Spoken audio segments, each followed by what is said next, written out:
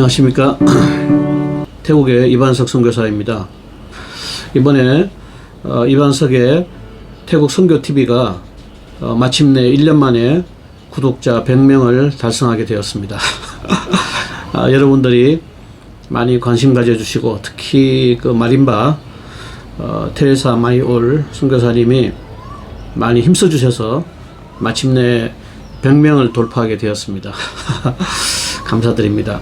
그래서 오늘 특집 방송을 하게 되었습니다. 제목은 나는 어떻게 풀타임 선교사가 되었는가 입니다.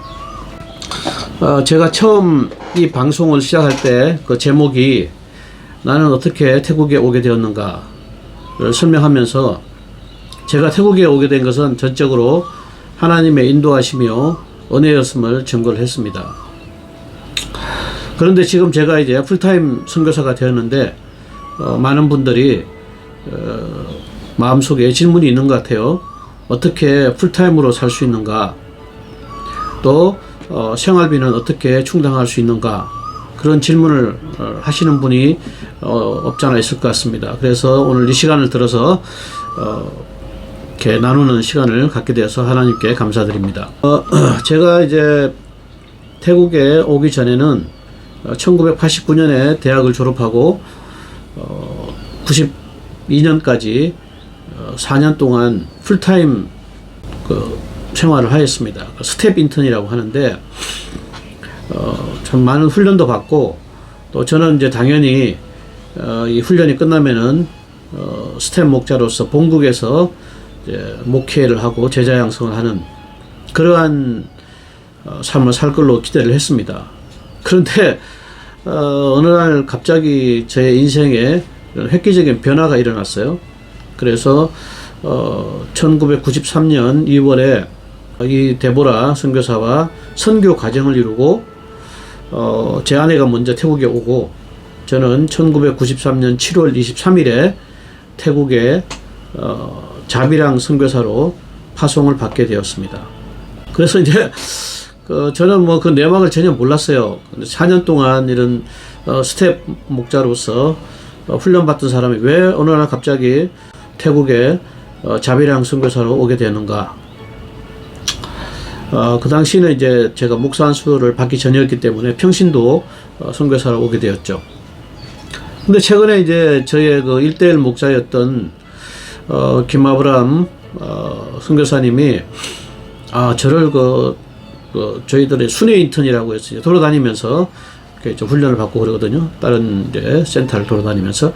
그때 이제 한 센터 목자님께서 이 사람은 스텝 목자로서 자격이 좀 부족하다. 그래서 그냥 뭐 일반 평신도 목자나 평신도 선교사로 파송을 하는 것이 낫지 않겠냐. 뭐 그런 얘기를 했다 그래요. 네, 어쨌든 제가 참 하나님의 은혜로 저는 받아들입니다. 그러나 국내에서 한국말을 하고 또 월급을 꼬박꼬박 받으면서 목회 활동하는 거하고, 외국에 나가서 아무런 그런 직장 경험도 없이 제3세계에 그것도 나가서 이 자비랑을 하면서 또 외국어를 익히고 제자 양성을 한다는 것, 어느 것이 더 자격이 있는 건지 제가 이해가 안 됩니다. 사실은 저는 단언코 선교사의 삶이 일반 스텝 목자보다 더 높다고 난 믿어요. 하나님 앞에서 저는 그렇다고 봅니다.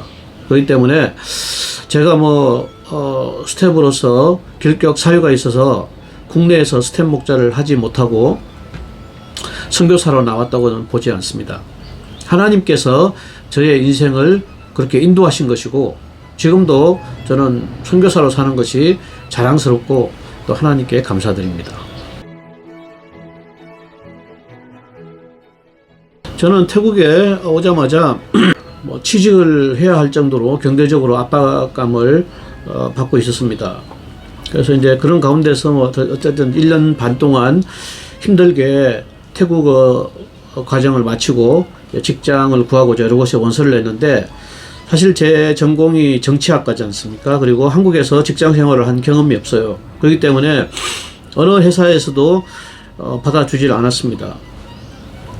그러다가 이제 한국 제조업체에서 저를 이제 총무로 이렇게 불러서 1995년부터 직장 생활을 하기 시작했습니다.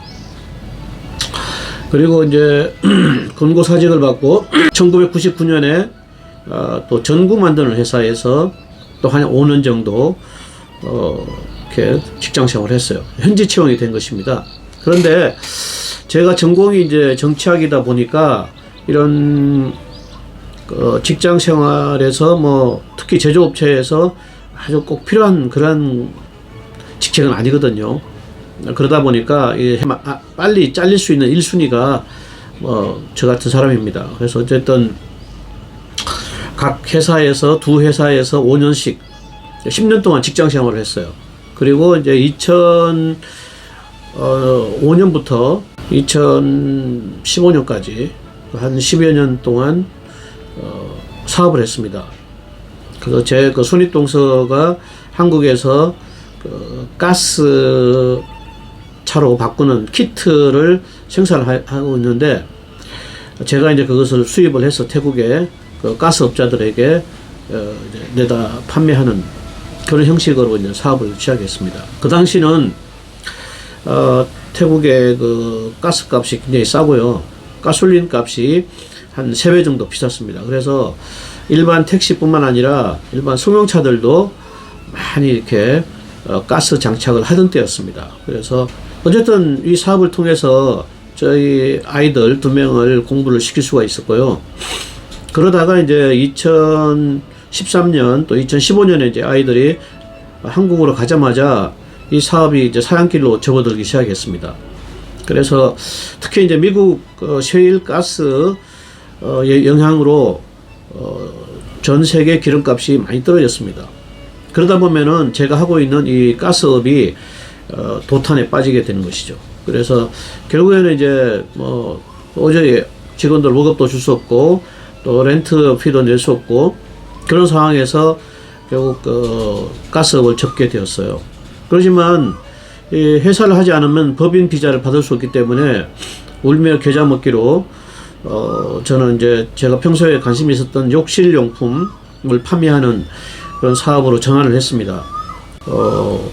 한국에서 만든 기계식 비데와 중국에서 수입한 고압 샤워기를 들여와서 이제 태국에 판매를 하는 건데, 그래서 오피스를 지금 현재 있는 센터로 이렇게 옮기고, 센터 1층으로 옮기고, 그렇지만 그 판매를 하기 위해서는 그 한 직원의 이제 제안으로 오피스 빌딩이라든가 또 시장통이라든가 그런 데 가서 이제 부스를 조그맣게 만들고 거기서 판매를 해야 된다는 거예요. 그래서 저희는 이제 매일 아침마다 그런 곳을 이제 나아가서 그것도 뭐 미리 또 예약을 해야 되고 또 자리세를 내야 되고 그렇습니다. 그래서 그런 생활을 계속 해왔습니다. 그것을 이제 1년 동안 그렇게 한 것이죠. 그리고 아내는 이제 너무 피곤하고 또 장사도 안 되고 그래가지고 2016년 이제 초에는 이제 그만둬 버렸어요, 아내는. 하지만 저는 뭐 어쩔 수 없이 계속 이제 이 자립을 위해서 그렇게 일할 수밖에 없었습니다. 그런데 어쨌든 이렇게 법인 비자를 가지고 태국 선교를 계속해 나가는 것은 불법이었어요. 그리고 또 하나님께서는 또 다른 방법으로 인도를 하고 계셨습니다. 저희 부부가 이렇게 자립을 위해서 밑바닥 생활을 하고 있는 것을 본 태국 목자 부부가 참 안타깝게 여겼던 것 같아요. 그래서 어느 날 아내랑 이제 1대1 하고 있는데, 형제 목자는 뭐 제게 아무런 그런 말 하지 않았는데 자매 목자가 아내에게 지금 하고 있는 일 그만두면 좋겠다 그렇게 얘기를 했대요. 근데 아내는 이제 뭐 도대체 그만두면 어떻게 살라고 이런 말 하는가 하고 그냥 대수롭지 않게 넘어가는데, 다음에 또 이제 공부할 때는 조금 그 톤을 높여가지고 언짢은 듯이 그만두라고 그렇게 얘기를 했다는 거예요. 그래서 우리가 양이 왜 그만두라 그러지? 뭐 저희는 뭐 정확한 내막도 모른 채 양이 또 그만두라면 그만둬야지. 그래서 이제 그만두면서 이제 일단은 비자가 있어야 되지 않습니까? 이제 법인 비자가 사라지니까 즉 사업을 그만두면은. 그래서 이제 막 한 후배 선교사에게 가서 우리가 여차여차해서 이렇게 되는데 선교사 비자, 종교 비자를 좀 받을 수 있겠느냐. 그렇게 해서 이제 비자를 신청하고 마침내 그 선교사 비자를 받을 수가 있게 됐습니다. 어쨌든 저희가 그 양의 말을 듣고 이제 회사를 처분을 하고 풀타임으로 전환이 되자 그때부터 이 양들이 저희들에게 매달 최저 생활비를 저희들에게 이렇게 전달해 줬습니다. 그러니까 결국 양들의 젖을 먹으면서 지금까지 만 5년 동안 이렇게 풀타임으로 살고 있는 것입니다.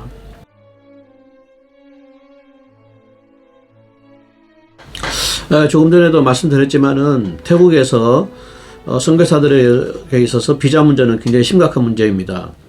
태국에서는 정부 방침이 선교사들을 받아줍니다. Welcome to Thailand.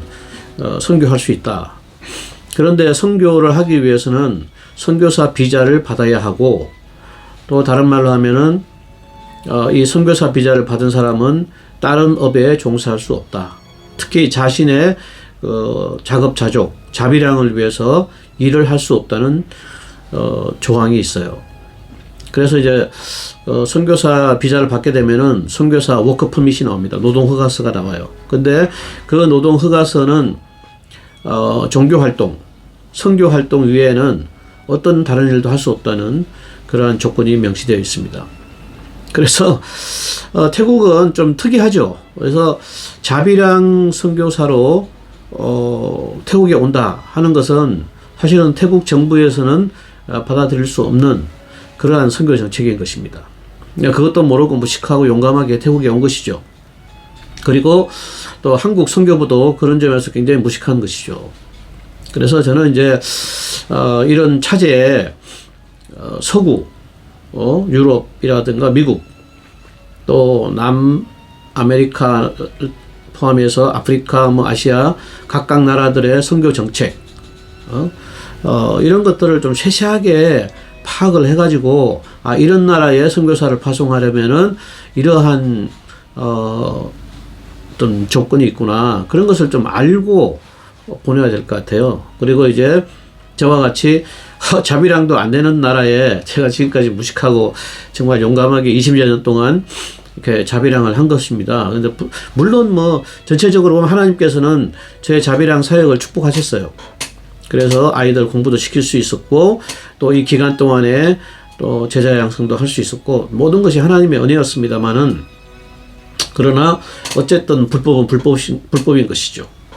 그래서 지금이라도 이제 태국 법에 맞게 풀타임으로 이렇게 하나님 역사를 계속해서 섬길 수 있고, 그것도 이렇게 제가 키운, 하나님께서 키우셨지만 그 양이 목자를 위한 그런 상한 심정으로 그렇게 매달 생활비를 이렇게 대주고 있는데, 사실은 최저 생활비에도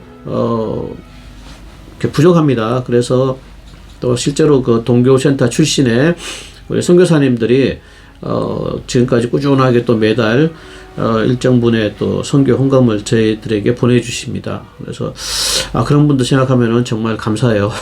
감사하고 정말 하나님께서 복 주시기를 기도하고 있습니다.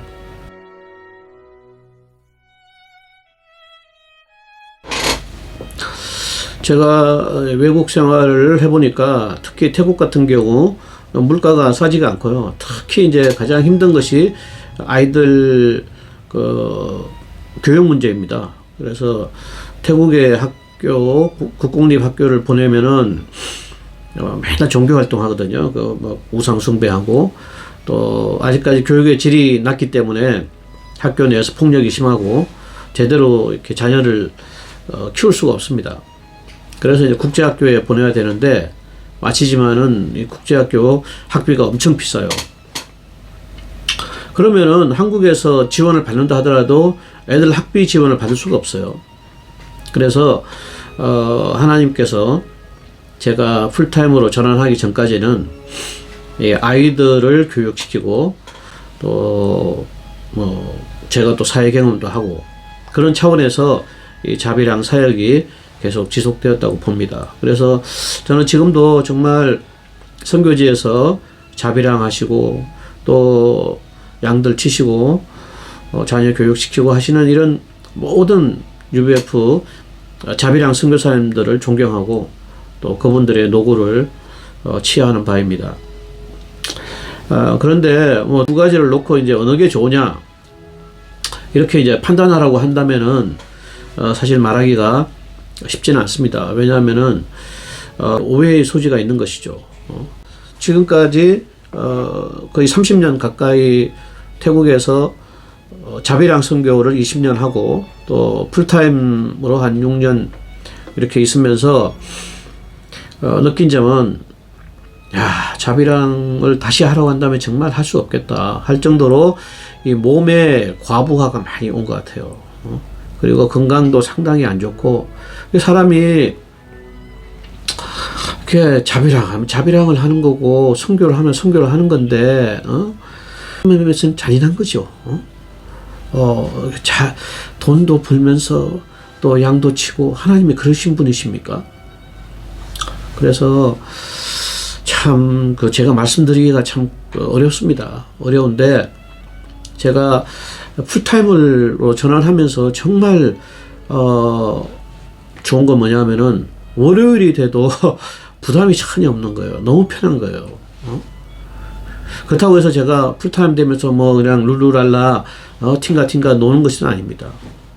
그래도 이렇게 성령의 방향을 쫓아서 아침 저녁으로 열심히 기도하고요. 또 말씀 묵상하고 방송 선교, 문서 선교를 계속해서 해나가고 있습니다. 그래서 좀 이제 실력을 쌓는 거죠. 그리고 또 태국어 실력도 일치월장해서 정말 태국인들보다 더 태국말을 잘하고 그러한 이제 선교사로 자리매김하고자 이렇게 투쟁하는 중에 있어요. 그래서 이제 많은 분들이 좀 의아하게 생각하시는 분들이 있을 것 같아요. 어떻게 22년 동안 자비랑 하다가 갑자기 풀타임이 되느냐. 또 자비랑 생활과 풀타임 생활이 어떻게 다른가에 대해서 사실 제가 옛날에 비디오를 만든 적이 있는데 아마 거기에 대해서 제 사적인 견해인데 이제 못마땅하게 여기시고 그거는 뭐 좀 우리 정책이 안 맞는다 뭐 그런 식으로 얘기를 해가지고 제가 알겠다고 그거는 내리겠다고 해서 내린 적이 있거든요. 그런데 어쨌든 그 제3세계와 선진국하고는 이 선교 토양이 다르고 문화가 다르고 특히 자비랑 하는데 많이 어렵습니다. 그래서 그런 것을 잘 이해를 하시고 정책을 좀 짰으면 좋겠어요. 그러지 않으면은 정말 무식하고 용감하게 하고 특히 이제 그 자비랑으로 이렇게 선교 일선에서 고생하는 분들이 너무 그 과부하가 생겨서 문제가 생길 수가 있다는 것도 좀 알아두셨으면 좋겠습니다. 어쨌든 제가 참 우여곡절 끝에 이반석의 태국 선교TV가 구독자 100명을 넘긴 이 시점에서 이러한 특집 방송을 보내게 되어서 하나님께 감사드리고 또 이 시간에도 정말 불철주야 자비랑 선교를 하시며 세계 선교에 힘쓰시는 우리 선교사님들에게 하나님께서 위로와 큰 힘을 주시기를 간절히 기도합니다. 감사합니다.